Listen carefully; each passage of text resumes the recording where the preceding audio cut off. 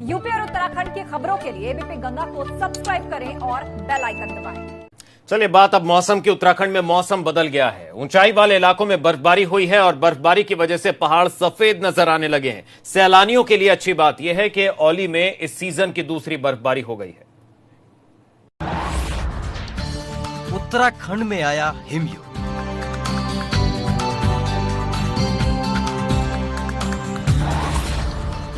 बर्फ से ढक गए हरे भरे पहाड़।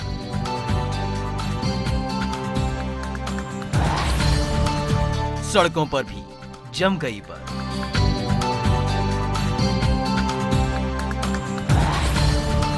देवताओं का बर्फ से अभिषेक।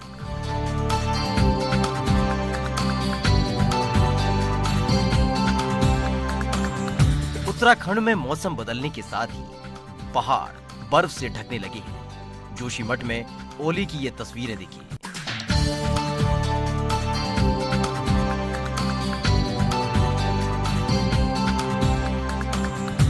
जहां तक नजर जा रही है सिर्फ बर्फ ही बर्फ नजर आ रही है। ये तस्वीरें ओली में बने रोपवे से ली गई है, जिससे दूर तक फैली बर्फ दिखाई दे रही है। आसमान से बर्फ ऐसे गिर रही है मानो कुदरत ने रुई की बारिश कर दी हो। ये तस्वीरें ओली पहुंचने वाले सैलानियों को खूब भा रही है।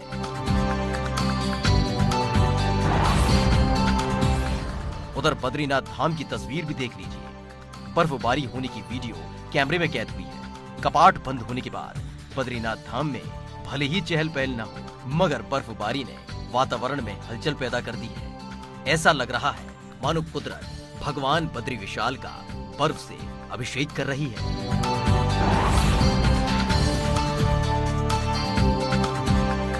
धारचूला को भी देखिए। लिपुलेख, नाबीडांग, काला पानी गूंजी में खूब बर्फ गिर रही है। इस इलाके में 5 से लेकर 6 फीट तक बर्फबारी हुई है, जिससे पहाड़ियां सफेद नजर आ रही हैं। कुदरत ने लगता है कि किसी सफेद चीज से पहाड़ों को रंग दिया है। अब इस सड़क की हालत देखिए, यहाँ कैसे बर्फ जमी हुई है। बर्फ पर फिसलन बढ़ने की वजह से गाड़ियां बमुश्किल ही चल पा रही हैं। एबीपी गंगा के लिए जोशीमठ से रणजीत रावत के साथ धाराचूला से नीरज की रिपोर्ट।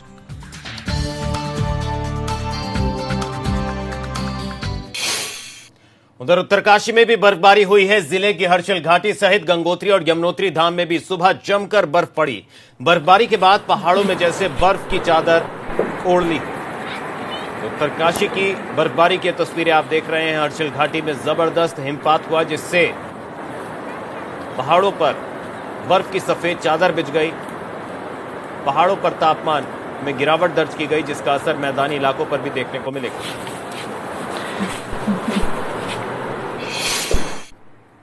25 नवंबर को उत्तराखंड में इगास पर्व मनाया जाएगा। इस मौके पर उत्तराखंड के राज्यसभा सांसद अनिल बलूनी ने प्रदेश के लोगों को इगास की शुभकामनाएं दी हैं। साथ ही बलूनी ने लोगों से यह भी अपील की है कि इस बार भी इगास पर्व अपने घर पर ही मनाएं।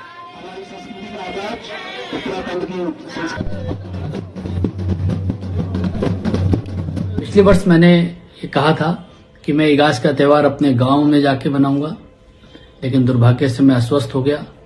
मैंने फिर भी देखा कि बड़ी संख्या में लोगों ने इगास का त्योहार उत्साह के साथ मनाया। मित्रों, इस बार 25 नवंबर को इगास का त्योहार है। मेरा प्रत्येक उत्तराखंडियों से आग्रह है कि वह अपनी उत्तराखंड की विशिष्ट सांस्कृतिक पहचान के लिए इगास का त्योहार मनाएं, अपने घरों में दिए जलाएं और अपने स्वजनों के साथ इगास या बुढ़ दिवाली उत्साह के साथ मनाएं। ये लोक पर्वों का मनाया जाना इसलिए भी इम्पोर्टेंट है क्योंकि कहीं ना कहीं जो हमारे उत्तराखंड में जितने भी हमारे लोक पर्व हैं वो हमारी कला संस्कृति, हमारी जड़ों से जुड़े हुए हैं और इनको हम लगातार मनाते रहेंगे तो ये आगे भी बढ़ेंगे और आने वाली जनरेशन तक पहुंचेंगे। तो मेरा ख्याल है कि हम सबको सम्मिलित रूप से इस तरफ प्रयास करना चाहिए। आप सब लोगों को इगासी बग्वाल या इगास बग्वाल उसकी बहुत सारी शुभ। अपने गाँव की साइड आप बोलते हैं वो अपने गाँव में बनाइए यार, गांव की रौनक वापस लौटाइए। अच्छा लगेगा गांव में वो बच्चे खेल रहे हैं, रंगोलियां सज रही हैं, पकवान बन रहे हैं अलग अलग तरीके के।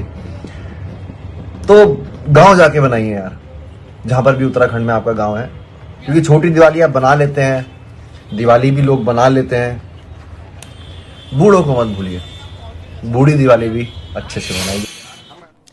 रामनगर के कॉर्बेट पार्क से एक वीडियो सामने आया है जिसमें एक बाघिन अपने शावकों के साथ नजर आ रही है। इस बाघिन का नाम पारो बताया जा रहा है। देखिए रिपोर्ट। कॉर्बेट में पारो का जलवा, अपने शावकों के साथ नजर आई पारो। शावकों के साथ पारो की अटखेली।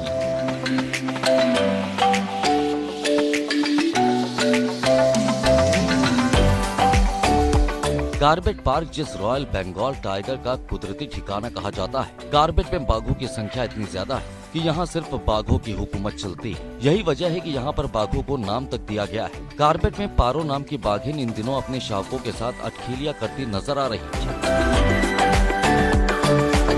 पारो नाम की बाघिन नदी में बैठी हुई और उसके शावक अपनी माँ के साथ अटखेलियां कर रहे हैं। पारो के दोनों शावक भी काफी बड़े हो गए।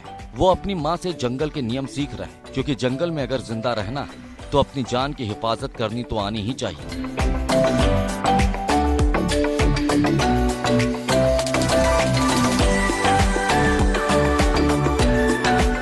मगर पारो को अब तक इस बात की भनक लग जाती है कि कोई उन्हें कैमरे में कैद कर रहा है, इसीलिए वो वहाँ से जाने लगती है। सबसे पहले पारो आगे बढ़ती है और उसके पीछे उसके दोनों शावक भी आने लगते हैं।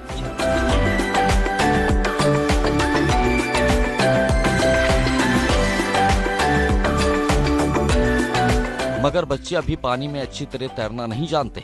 अभी उन्हें अपनी माँ से बहुत कुछ सीखना है। एबीपी गंगा के लिए रामनगर से दानिश खान की रिपोर्ट।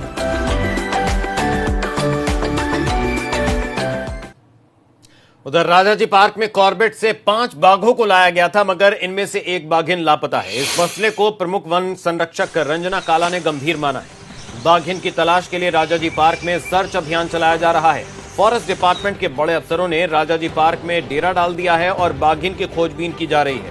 बाघिन की खोज के लिए स्पेशल टीम और 3 हाथियों की भी मदद ली जा रही है। इस बाघिन का बड़कोट वन क्षेत्र में होने की बात कही जा रही है। इस बीच बड़ा सवाल यह है कि हाईटेक संसाधन होने के बावजूद वन विभाग बाघिन पर नजर नहीं रख पाया। सवाल ये कि इतना मोटा बजट फिर खर्च किस लिए किया जाता है।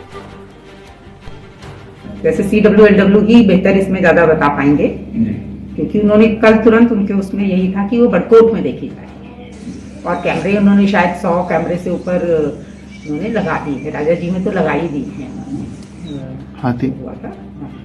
अच्छा, कैमरा ट्रैप ना जी, गंभीर है ये मामला आपको लगता है? क्योंकि नहीं, देखना तो चाहिए कि कहाँ है। अगर आप उसको उनको ट्रेस कर रहे थे वो चीज है, पर अगर वो बड़को उस एरिया उनके राजा जी के एरिया से देहरादून डिवीजन के एरिया में है बड़कोट में, उसकी भी उनको तुरंत उसमें ये तो देहरादून कैमरा टैप करके